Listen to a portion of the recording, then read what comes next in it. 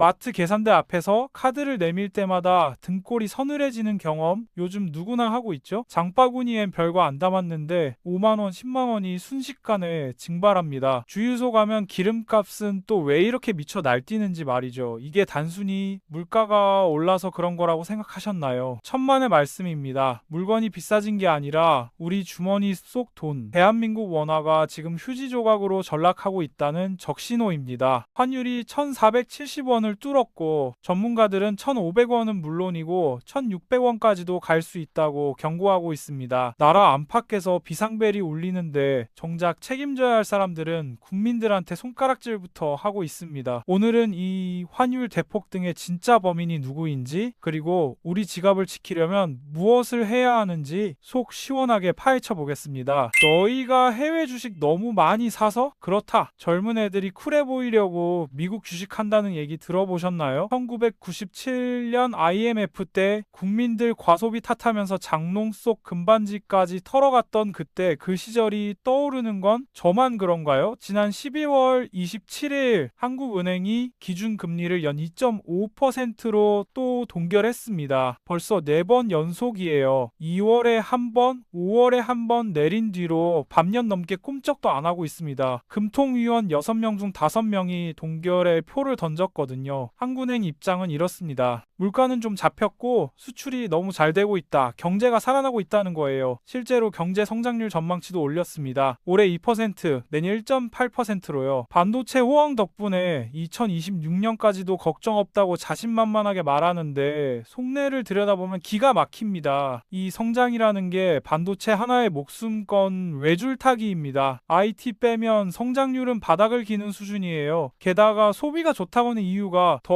어이없습니다. 자산 시장이 좋아서 심리가 개선됐다는데 쉽게 말하면 주식 오르고 집값 오른 사람들만 기분 좋아서 돈 쓴다는 얘기예요. 진짜 문제는 여기서 시작됩니다. 기자들이 물어봤죠? 총재님, 환율이 1,480원을 넘나드는데 이거 괜찮은 겁니까? 금리 차이 때문에 돈 다 빠져나가는 거 아니에요? 지금 한국 금리는 2.5%인데 미국은 4.75%예요. 격차가 2%포인트 넘게 벌어져 있습니다. 역대 최대 최장기간 역전 상황이에요. 상식적으로 생각해도 돈은 이자 더 주는 곳으로 흐르잖아요? 그런데 총재님 답변이 진짜 충격적입니다. 환율 오르는 건 금리 차 때문도 아니고 위기도 아니다. 원인은 바로 국민들의 해외 주식 투자 때문이라는 거예요. 특히 젊은 층한테 물어보니까 쿨해 보여서 미국 주식 한다고 하더라는 겁니다. 여러분 이거 들으셨어요? 국민들이 쿨해 보이려고 미국 주식 사서 환율이 올랐답니다. 나스닥이 무슨 최신 유행 패션입니까? 엔비디아가 힙한 명품 브랜드예요. 사람들이 왜 밤잠 설쳐가며 미국 주식을 하겠습니까? 국내 시장은 하면 물적 분할해서 주주들 뒤통수 치고 횡령배임에 작전 세력까지 판치니까 살 길 찾아서 떠난 거잖아요. 수익률 쫓아가는 건 자본주의의 기본 원리인데 이걸 국민 탓으로 돌리고 있습니다. 여론 반응은 차갑다 못해 뜨겁습니다. 98년 IMF 때는 국민 사치 탓하더니 2025년엔 해외 투자 탓이냐, 국민을 바보로 아느냐는 분노가 쏟아지고 있어요. 정부랑 관료들은 위기만 오면 꼭 희생양을 찾습니다. 이번 타깃은 바로 살 길 찾아 떠난 서학개미 여러분입니다. 그럼 진짜 범인은 누구냐? 언론에서는 환율 붕괴 오적이라고 부릅니다. 서학개미는 억울해요. 진짜 몸통은 따로 있습니다. 첫 번째는 국민연금입니다. 국민연금 해외 투자 규모가 상상을 초월합니다. 2012년에 85조 원이던 게 지금 500조 원을 넘었어요. 개인 투자자보다 속도가 2배나 빨라요. 국민연금은 매달 들어오는 보험료 2조 원 중에 1조 원 이상을 달러로 바꿉니다. 왜냐고요? 국내 주식만 사다가 나중에 우리 연금준이 없거든요. 이해는 합니다. 하지만 결과적으로 국민연금이 쏟아내는 어마어마한 달러 매수 주문이 환율 밀어올리는 가장 큰 고래라는 건 부정할 수 없는 사실입니다. 두 번째는 수출 기업들의 레깅 전략입니다. 삼성전자, 현대차 같은 대기업들이 수출해서 달러 벌어오면 예전엔 원화로 바꿨어요. 바꿨어요. 월급도 주고 세금도 내야 하니까요. 근데 지금은 안 바꿉니다. 이걸 전문 용어로 렉인이라고 해요. 왜 안 바꿀까요? 첫째, 들고만 있어도 환율 올라서 이득이고요. 둘째, 미국 금리가 높으니까 그냥 미국 통장에 두는 게 이자가 훨씬 셉니다. 100억 달러 한국에 두면 이자 350억인데 미국에 두면 30억이에요. 여러분이 재무팀이면 한국으로 가져오겠습니까? 셋째, 트럼프가 미국에 공장 지으라고 압박하니까 공장 지을 달러 필요해서 더 꽉 쥐고 있는 겁니다. 우물에 물을 퍼야 마을이 사는데 물주인이 수도꼭지를 잠가버린 꼴이죠. 세 번째가 진짜 무서운 구조적 원인입니다. 돈이 너무 많이 풀렸어요. 2022년 이후 미국은 인플레 잡겠다고 돈줄 죄어서 통화량이 3% 늘었는데 한국은 무려 20.4%나 폭증했습니다. 지난 5년 동안 늘어난 돈이 1,400조 원이에요. 1986년부터 2010년까지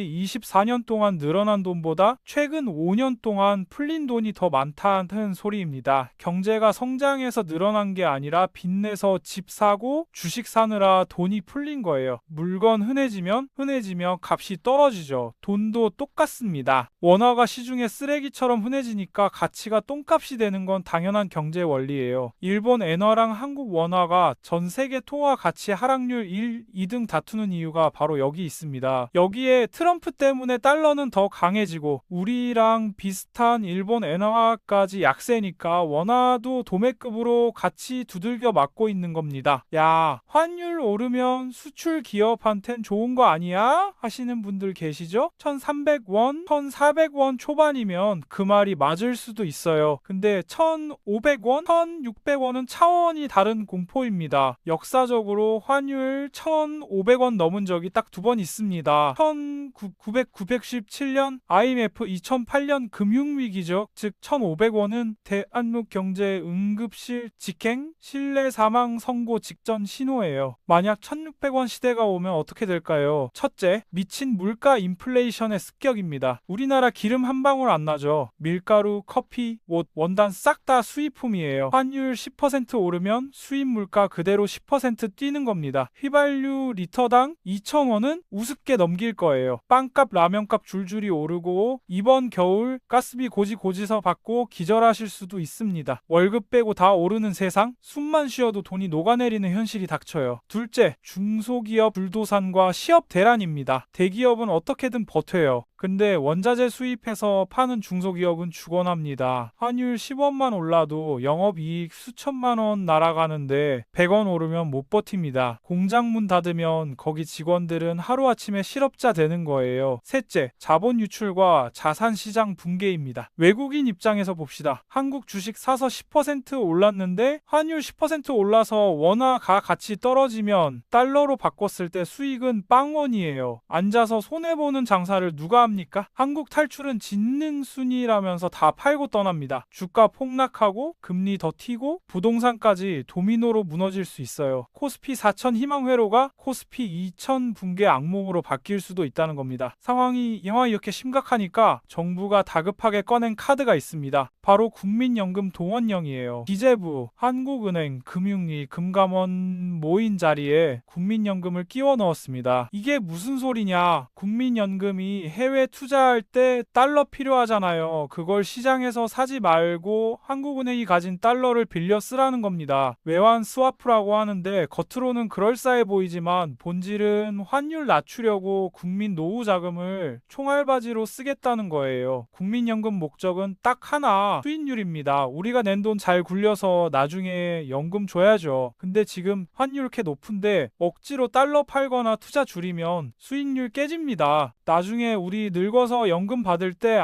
그때 환율 막느라 돈 다 까먹었어요 하면 누가 책임집니까? 정부는 전략적 해지다라고 변명하지만 국민 노후 자금까지 건드려야 할 만큼 지금 상황이 다급하다는 증거입니다. 자, 정부 욕만 하고 있을 시간이 없습니다. 걔네가 우리 탓을 하든 연금을 털어먹든 우리는 살아남아야죠. 각자 도생의 시대에 평범한 직장인이 난세에 내 돈 지키는 5가지 생존 원칙 딱 정리해드립니다. 현금은 쓰레기다. 리밸런싱 하라는 게 가장 중요합니다. 지금처럼 돈이 미친 듯이 풀리는데 원화 현금을 금고에 넣어둔다는 건 내 돈 녹아내리는 거 구경만 하는 자살 행위예요. 오늘 가장 현금을 팔아서 오늘 가장 싼 우량도 바꾸세요. 리밸런싱 지금 당장 해야 합니다. 달러 자산을 확보하라는 게 두 번째입니다. 환테크는 필수예요. 지금 환율 너무 높은데 사도 돼요? 네, 사야 합니다. 이건 투자가 아니라 보험이에요. 내 자산의 10%에서 20%는 무조건 달러 자산, 미국 주식, 달러 예금, TF로 가지고 있어야 합니다. 대한민국 경제 엔진이 멈출 때 나를 지켜줄 유일한 방패는 달러뿐이에요. 세 번째, 내가 아는 것에 투자하라는 겁니다. 묻지마 투자 금지예요. 마음 급하다고 밀코인 사고 급등주 올라타지 마세요. 멘탈만 털립니다. 내가 공부해서 확신 있는 우량주, 입지 좋은 부동산, 폭락장 와도 아싸 비겐 세일이다 하고 웃으면서 더 살 수 있는 자산에만 돈 넣으세요. 네 번째, 레버리지를 이해하라는 겁니다. 화폐 가치 떨어지면 빚의 가치도 떨어져요. 10년 전 1억 빚하고 1억 무게가 다르죠? 감당 가능한 수준의 대출로 실물 자산 사는 건 인플레이션 방어하는 최고 수단입니다. 단, 연금은 절대 근처도 가지 마세요. 다섯 번째, 내 집 마련은 생존의 기본입니다. 주식이든 코인이든 돈 벌어서 뭐합니까? 내 몸 일 곳 하나는 있어야죠. 실거주 한 채는 인플레 방어도 되지만 심리적 안정감을 줍니다. 무리하지 않는 선에서 내 집 마련은 필수예요. 1907년 IMF, 2008년 금융위기. 위기는 늘 예고 없이 찾아왔고 그때마다 피눈물 흘린 건 아무것도 모르고 열심히 일만 했던 우리 5, 60대 몫이었습니다. 국가는 위기 때마다 문제없다, 튼튼하다 거짓말했고 책임은 국민한테 떠넘겼어요. 2025년 또다시 원화의 몰락이 시작되고 있습니다. 환율 1,500원, 1,600원? 이거 단순한 숫자 아니에요. 우리의 삶이 미래가 위협받고 있다는 경고장입니다. 하지만 준비된 사람한테 위기는 기회예요. 현금 가치 떨어질 때 자산 가치는 올라가거든요. 공포에 떨지 마시고 남 탓하는 정부 말에 속지도 마시고 냉철하게 상황 직시해서 내 소중한 자산 꼭 지켜내시길 바랍니다.